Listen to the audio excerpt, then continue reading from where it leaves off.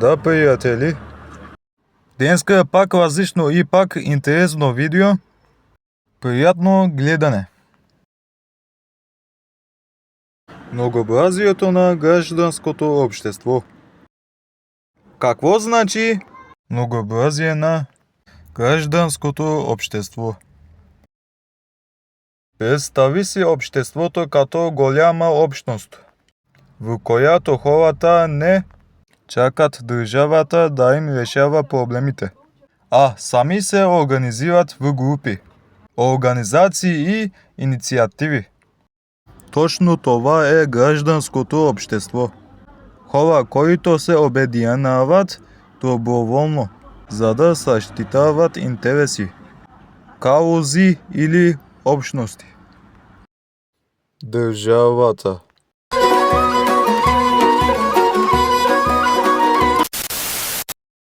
Представи си општеството като голям град.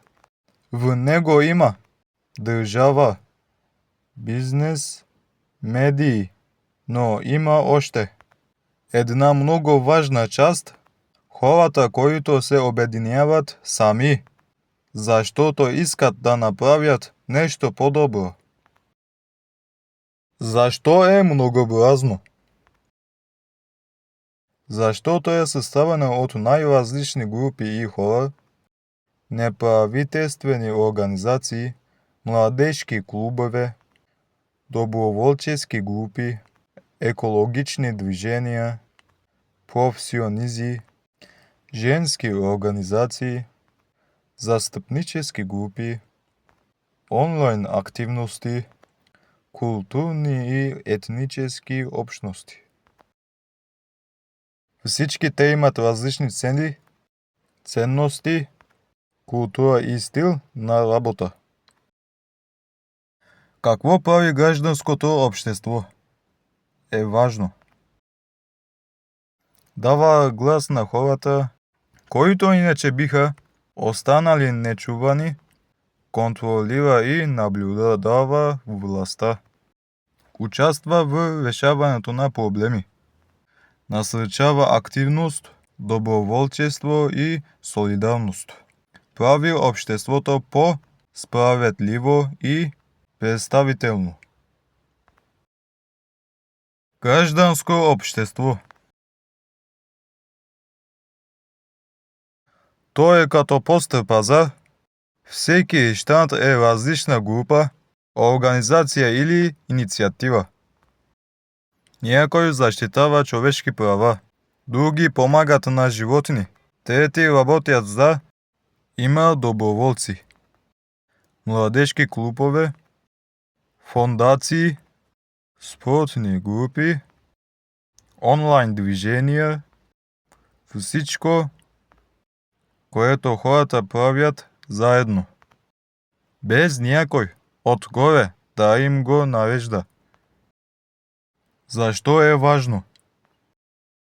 Заштото така гражданите казват: Хеј, имаме глас, имаме мнение. Разнообразието идва од факта, че хората са различни. Имаме различни ценности, култури и идеи. И точно това прави гражданското општество силно. Много гледни точки, много иницијативи и гъвкавост. Как изглежда това многообразие во реалниот живот? Една организација заштита природата, друга се бори за човечки права, трета подкрепя семејства во нужда, четврта работи за женско равенство, пета организира културни собитија. И во всички тези различни иницијативи сожителстват и допринасјат по различен начин за општеството. Да, има и трудности. Липса на пари, понекога недоверие, понекога пречки од страна на државата, но въпреки това, гражданските организации често за двигателите на промјената.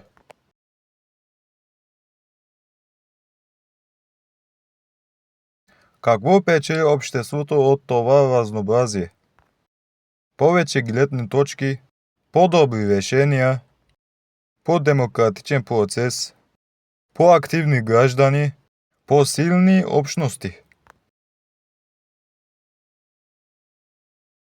Во крајна сметка, граѓанското општество е като енергијата на хората, разнообразно, шарено и живо, и колкото повеќе учестваме, толкова посилно става.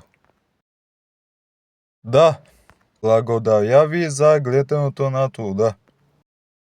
Коите се приготвили, Тунџери и Италијац, абонирајте мојата канала и довиждане.